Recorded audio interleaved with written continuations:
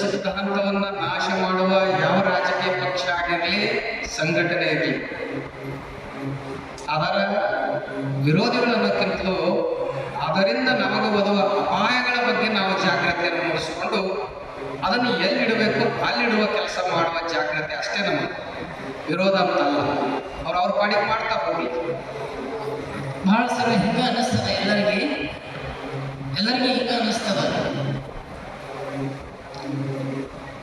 ಅದಕ್ಕೆ ನಾವು ಎಲ್ಲರಿಗೆ ನಮ್ಮೂರಿಗೆ ಹೇಳ್ತೀವಿ, ಹುಡುಗರಿಗೆ ಹೇಳೋದಿಲ್ಲ.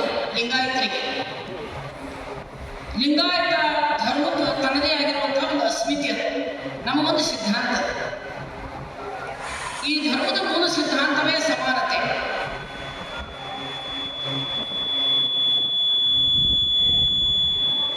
ಈ ಧರ್ಮದ ಮೂಲ ಸಿದ್ಧಾಂತ. ನಾವು ಇಷ್ಟಲಿಂಗ ಪೂಜೆಗೆ ಯಾಕೆ ಮಾಡ್ತೀವಿ ಈ ಯೋಗವನ್ನು ಅಂದ್ರೆ, ಹಾವಿನಾಳ ಕಲ್ಲೇನು ಹೇಳ್ತಾರ, ಸಮತೆ ಎಂಬುದು ಯೋಗದ ಆಗುವುದಿಲ್ಲ. ಇಡೀ ಸಮಾಜದೊಳಗೆ ಸಮಾನತೆಯನ್ನು ಬದುಕಬೇಕು ಅನ್ನುವಂಥದ್ದು ಇದು ಈ ಧರ್ಮದ ಜೀವಾಳ ಮತ್ತು ಇಷ್ಟಲಿಂಗ ಯೋಗದ ಪರಿಣಾಮ. ಬರುವುದೆಲ್ಲವೂ ಕೂಡ ಅದು ಕೂಡಲ ಸಂಗಮ. ನಮಗೆ ಎದುರಿಗೆ ಕಾಣುವಂತಹದ್ದು ಕೂಡ ಜಾತಿ, ಕುಲ, ಗೋತ್ರ ಅಲ್ಲ. ಶಿವಯೋಗಿಯ ದೃಷ್ಟಿ ಹೆಂಗಿರ್ತದ ಅಂದ್ರ, ಅಣ್ಣ ಕೇಳ್ರಿ ಒಂದ ನಿಮಿಷ ಪ್ಲೀಸ್, ಯಾಕಂದ್ರೆ ಇದ್ರೊಳಗೆ ಸ್ವಲ್ಪ ರಾಜಕೀಯ ಬಂತಲ್ಲ, ಅದಕ್ಕೆ ನಮ್ಮ ಉದ್ದೇಶ ಏನು ನೀವು ಹೊರ ಹೋದಾಗ ನಿಮ್ಗೆ ಹೇಳಕ್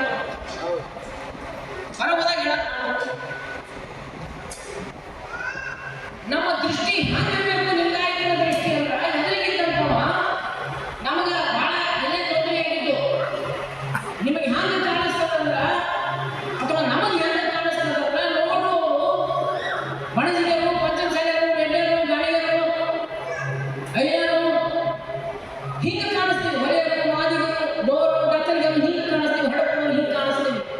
ಲಿಂಗಾಯತರಿಗೆ ಹಿಂಗೆ ಕಾಣಿಸಬಹುದಾಗಿತ್ತು.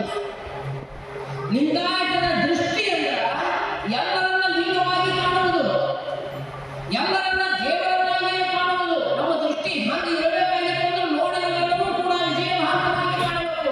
ನಮಗೆ ಹಿಂದೂಗಳಾಗಿ ಕಾಣಬಾರದು, ಮುಸಲ್ಮಾನರಾಗಿ ಕಾಣಬಾರದು, ಕ್ರಿಶ್ಚಿಯನ್ನಾಗಿ ಕಾಣಬಾರದು.